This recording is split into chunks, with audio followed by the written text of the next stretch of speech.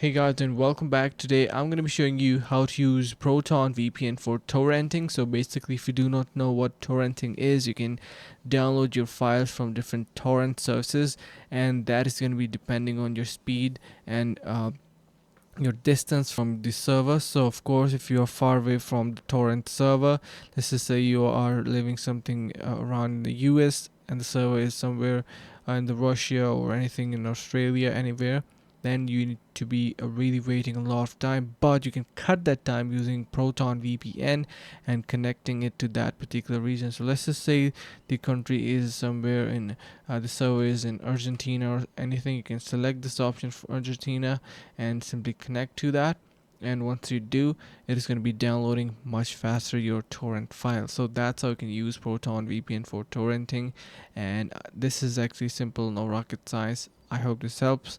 See you in the next one.